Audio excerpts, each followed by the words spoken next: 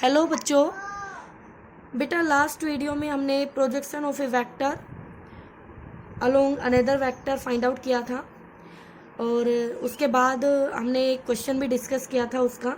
तो आगे देखिए बेटा, उसी पर बेस्ड क्वेश्चन समझ लीजिए आप। यहाँ पर करना क्या है, फाइंड कंपोनेंट ऑफ एक वेक्टर दिया है बेटा 3i cap plus 4j cap along, ये अलोंग में मिस्टेक है बेटा, थोड़ी आप कर लेना इसको, अलोंग आई कैप प्लस जे कैप।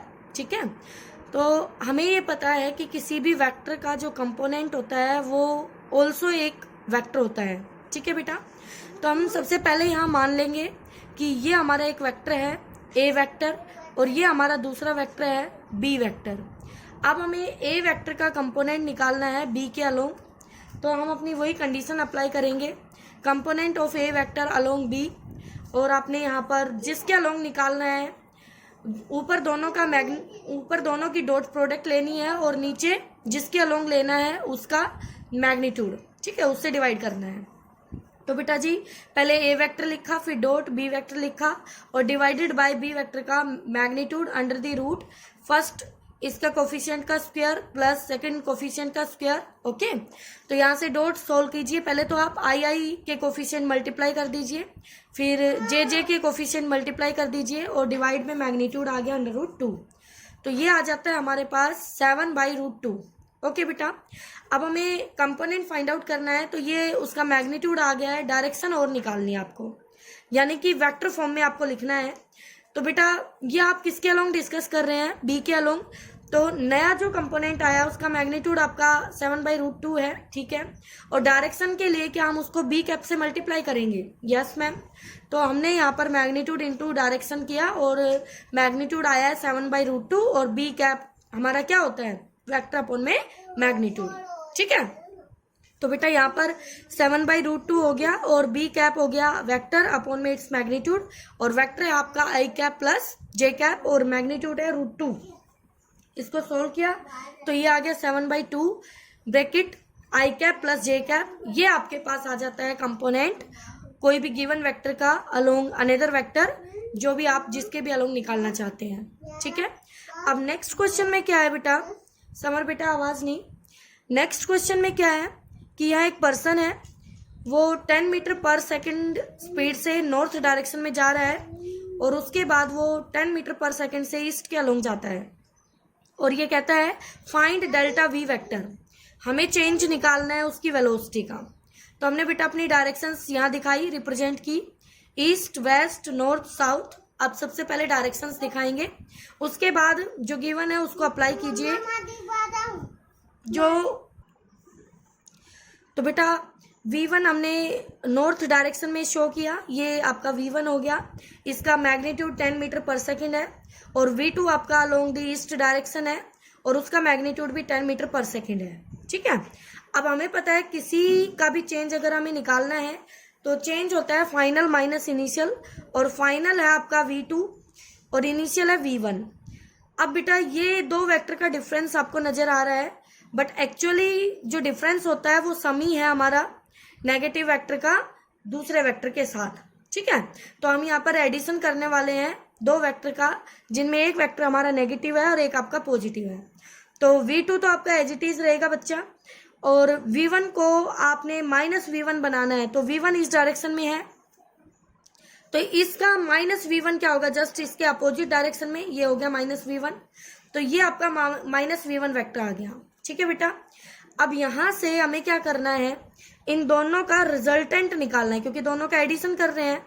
तो रिजल्टेंट के लिए अब एक तो मैं आपको यहाँ ग्राफिकली समझाऊंगी और फिर आप यहाँ पे मैथमेटिकली भी समझ सकते हैं। तो पहले यहीं पे फोकस कीजिए, एक वेक्टर ये है, दूसरा वेक्टर ये है, दोनों मैग्नीट्यूड में इक्वल है, यानी दोनों के एरो की जो लेंथ होगी वो इक्वल होगी, बिल्कुल, क्योंकि ग्राफिकली कोई भी वेक्टर है तो लेंथ जो टेल होती है वो हमें मैग्नीट्यूड बताती है।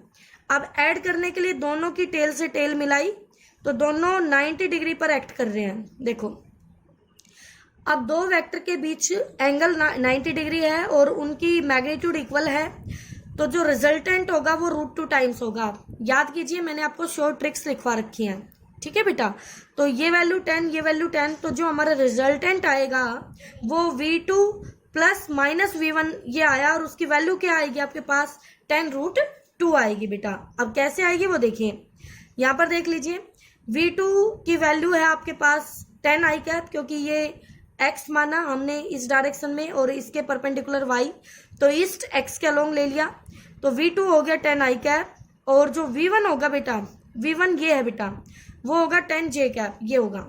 तो हमने इस वैल्यू में आपको दोनों वैल्यूज को पुट करना है एक तरह से स्टार इक्वेशन में, इसको आप स्टार कह लीजिए। तो यहाँ से जो आपकी स्टार इक्वेशन बनेगी वो क्या बनेगी, delta V vector equal to V2 vector minus V1 vector equal to 10 i cap, value put कर देंगे बेटा, माइनस 10 जे कैप। अब बच्चों यहाँ से भी आप देख सकते हैं आई कैप जे कैप दोनों ही परपेंडिकुलर डायरेक्शन है, ठीक है, और ये दोनों का मैग्नीट्यूड है, तो इनका रिजल्टेंट, इनका जो मैग्नीट्यूड है वो 10√2 ही आएगा आपके पास, और डायरेक्शन क्या होगी, बिल्कुल इसके बीचों बीच, ठीक है, 45 डिग्री इधर से 45 इधर से, तो ईस्ट साउथ या साउथ ईस्ट का मिड हो गया, तो आप इसको साउथ ईस्ट लिख सकते हैं। ओके बेटा, तो ये आपका एक क्वेश्चन था, सिंपल है, इस तरह के और न्यूमेरिकल आप कर सकते हैं। अब नेक्स्ट देखिए बच्चों, इसमें भी हम चेंज डिस्कस करेंगे। तो यहाँ पे एक बॉडी का सर्कुलर मोशन दिखाया गया है, ये देखिए, लेकिन इस सर्कुलर मोशन में खास बात ये है कि ये यूनिफॉर्म सर्कुलर मोशन है, ठीक है। कैसा मोशन है बेटा, ये यूनिफॉर्म सर्कुलर मोशन। तो देखिए एंटी क्लॉकवाइज एक बॉडी घूम रही है, और यहाँ PQRS 4 पॉइंट पे हमने वेलोसिटी की डायरेक्शन दिखाई है टेंजेंट ड्रॉ करके, V1 vector, V2 vector, V3 vector, V4 vector. Velocity आपकी चेंज हो रही है बट स्पीड आपकी कांस्टेंट है। क्यों, यहाँ पे मैंने बताया है कि यूनिफॉर्म सर्कुलर मोशन में वेलोसिटी चेंज होगी क्योंकि डायरेक्शन बदल रही है, और स्पीड कांस्टेंट है क्योंकि हमने मैग्नीट्यूड को फिक्स किया हुआ है, ठीक है। तो बेटा यहाँ से आपके V1 का मोड, V2 का मोड, V3 का मोड, V4 का मोड इक्वल टू V, क्योंकि ये हमें गिवन है कि वो यूनिफॉर्म स्पीड से सर्कुलर मोशन में शो हो रही है या सर्कुलर मोशन कर रही है। अब कैलकुलेट क्या करना है, हमें डेल्टा V फाइंड आउट करना है। पहला केस है P टू Q पॉइंट, यानी Q फाइनल P इनिशियल, फिर दूसरा केस है P टू R, तीसरा केस है P टू S, और लास्ट केस है P टू P। तो हम स्टार्ट करते हैं बेटा फर्स्ट केस से। सबसे पहले हमें ये पता होना चाहिए, कि डेल्टा V जो है वो चेंज है फाइनल माइनस इनिशियल, ठीक है। तो फाइनल क्या है बच्चों, Q लोकेशन, उस पे V2 वेलोसिटी है और इनिशियल है P, और उस पे V1 है। तो हमने डेल्टा V लिया V2 माइनस V1। अब देखिए, अगर मेरी ये x एक्सिस है और ये y एक्सिस है, तो क्या V1 अलोंग दी x है और V2 क्या अलोंग दी y एक्सिस है। तो यहां से मैं लिख सकती हूँ V2 को V इंटू जे कैप माइनस V1 को V इंटू आई कैप। तो बेटा ये हो गई इसकी वेक्टर फॉर्म। अगर आपसे इससे इसका मैग्नीट्यूड पूछ ले तो इसका मैग्नीट्यूड निकल के आएगा डेल्टा V का, इस केस में यहाँ पे डेल्टा V का मैग्नीट्यूड निकल के आएगा √2 टाइम्स ऑफ V। क्यों, क्योंकि दोनों 90 डिग्री पे एक्ट कर रहे हैं और दोनों का मैग्नीट्यूड इक्वल है। तो यहाँ पर दो वेक्टर अगर इक्वल मैग्नीट्यूड के हैं और दोनों 90 डिग्री पे एक्ट कर रहे हैं तो उनका रिजल्टेंट √2 टाइम्स होगा आइदर, ठीक है बेटा। अगेन शॉर्ट ट्रिक आपको याद होगी तो आप डायरेक्ट लिख पाएंगे, अदरवाइज आप फिर कैलकुलेट करने लगेंगे। अब है second part, P to R, delta V निकालना है। तो R पर है हमारी V3 फाइनल और P पर है V1 इनिशियल। V3 जो है वो आपके अपोजिट टू, यानी कि पॉजिटिव एक्सिस के अपोजिट में है, यानी नेगेटिव। तो यहाँ पे माइनस V आई कैप हो गया बेटा फाइनल, और एक नेगेटिव साइन फॉर्मूले का, और फिर V1 की वैल्यू V आई कैप।